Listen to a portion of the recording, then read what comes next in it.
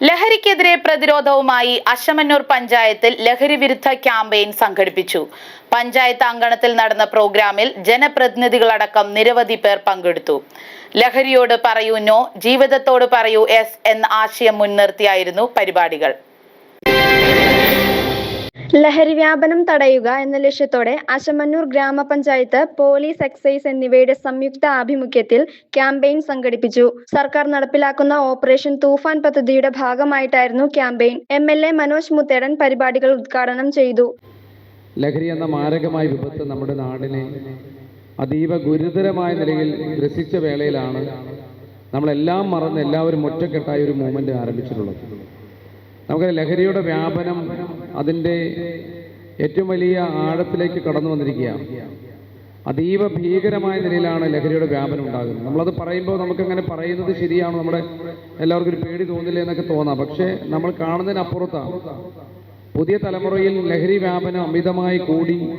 നേരത്തെ ഇവിടെ പറഞ്ഞതുപോലെ സ്വന്തം പെറ്റമ്മയെ പോലും തലക്കടിച്ച് കൊലപ്പെടുത്താൻ മടിയില്ലാത്തൊരു തലമുറ വളർന്നു വരുന്നൊരു സാഹചര്യം കൂടിയാണ്. രക്ഷകർത്താക്കൾക്ക് വീട്ടിൽ കിടന്നുറങ്ങാൻ കഴിയാത്ത സാഹചര്യമാണ്. മക്കളാൽ ഏത് സമയവും ആക്രമിക്കപ്പെടുമെന്നുള്ള വലിയ ഭീതിയിലാണ് നമ്മുടെ പ്രിയപ്പെട്ട രക്ഷകർത്താക്കൾ കഴിയുന്നത്.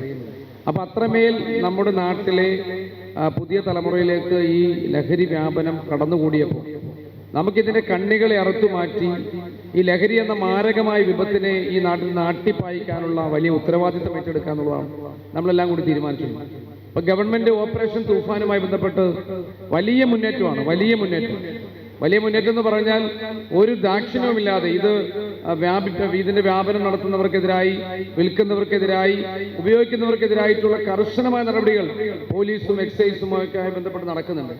പക്ഷെ അവർക്കും അവരുടേതായ പരിമിതികളുണ്ട്. കാരണം ഇതിന്റെ പരിമിതി എന്ന് പറയുന്നത് ഇൻഫർമേഷൻ കിട്ടുക എന്നുള്ള പ്രധാനപ്പെട്ട കാര്യമാണ്. ഇവര് റെഡിയാണ്, പക്ഷെ ഇവർക്ക് ഏതെങ്കിലും ഒരു സ്ഥലത്ത് ഇതിന്റെ വിൽപ്പനയുണ്ട്, ഇത് കൈമാറ്റം ചെയ്യപ്പെടുന്നുണ്ട് എന്ന് മനസ്സിലായാലാണ് ഇവർക്ക് വരാൻ കഴിയുന്നത്. അപ്പൊ അത് പറയേണ്ടത് ആരാണ്? നമ്മളൊക്കെയാണ്. കാരണം നമുക്കറിയാം എവിടെയൊക്കെയാണ് ഇത് വിൽപ്പന നടക്കുന്നത്, ഇതിന്റെ കണ്ണികളായി പ്രവർത്തിക്കുന്ന ആളുകൾ ആരൊക്കെയാണ്, ഇതിന്റെയൊക്കെ ഭാഗമായി നിൽക്കുന്നവർ ആരൊക്കെയാണെന്ന് നമുക്കൊക്കെ അറിയാം.